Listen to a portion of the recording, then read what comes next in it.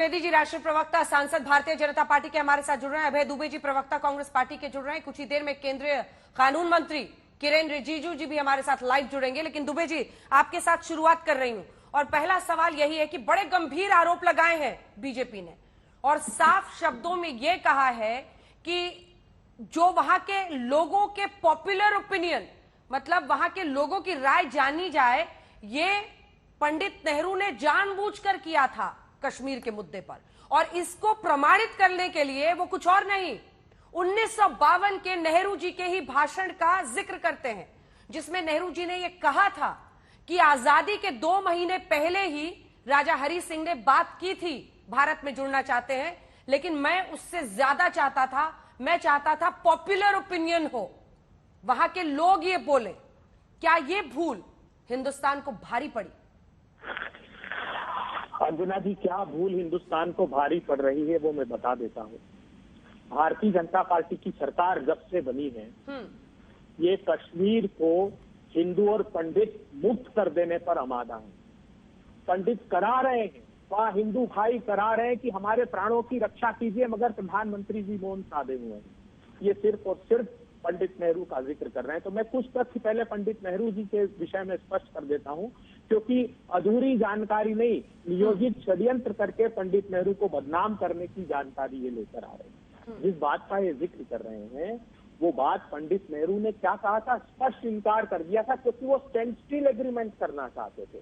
4 जुलाई को पंडित नेहरू ने राजा हरि सिंह को पत्र लिखा और चेतावनी दी कि अगर पृथक देश के बारे में विचार भी किया तो ये ठीक नहीं होगा। 27 सितंबर को जब ये कबायलियों का हमला हुआ, उसके 1 महीने पहले पंडित नेहरू ने वल्लभ भाई पटेल को पत्र लिखा और कहा कि मुस्लिम लीग पंजाब और नॉर्थ ईस्ट फ्रंटियर प्रोविंस की तरफ से कश्मीर में घुसने की तैयारी कर रही है, क्योंकि ठंड में भारत से कश्मीर का रास्ता बंद हो जाता है, हवाई मार्ग से भी रास्ता बंद हो जाता है और झेलम वैली से एकमात्र रास्ता बचता है रावलपिंडी से, इसलिए हमको तैयारी करनी होगी। मई 1947 को लॉर्ड माउंटबेटन को कश्मीर के संदर्भ में पंडित जी ने लिखा कि ये हर हाल में भारत का अभिन्न हिस्सा होगा।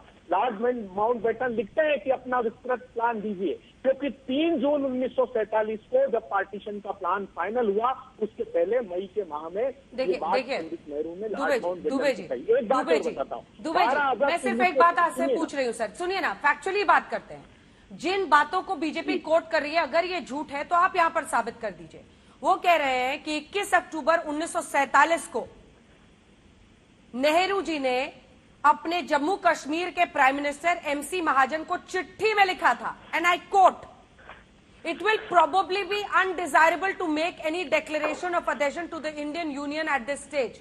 ये अभी सही नहीं होगा कि कोई भी ऐसा फैसला लिया जाए कि भारत के यूनियन में जम्मू कश्मीर को जोड़ा जाए।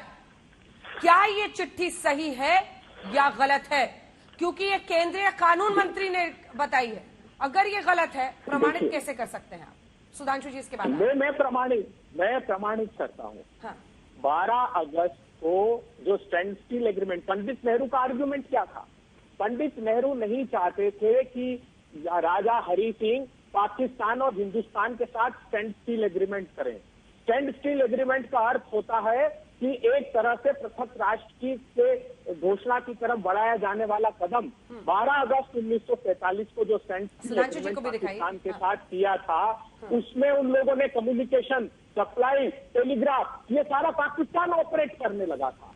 तो ये जो कम बुद्धि के लोग हैं, इनको समझ में आना चाहिए कि उस प्रतिकूल परिस्थिति में, और वल्लभ भाई पटेल अंत तक तैयार नहीं थे, क्योंकि ये कम्युनिकेट उन्होंने कराया कि ऑल वेदर रोड तो झेलम वैली रावलपिंडी से वहां का है, लेकिन 13 सितंबर को जब जूनागढ़ का एक्सेशन हुआ, अंजना ओम कश्यप जी, जब पाकिस्तान ने स्वीकार किया, तब दृढ़ इच्छा शक्ति वल्लभ भाई पटेल जी ने दर्शाई।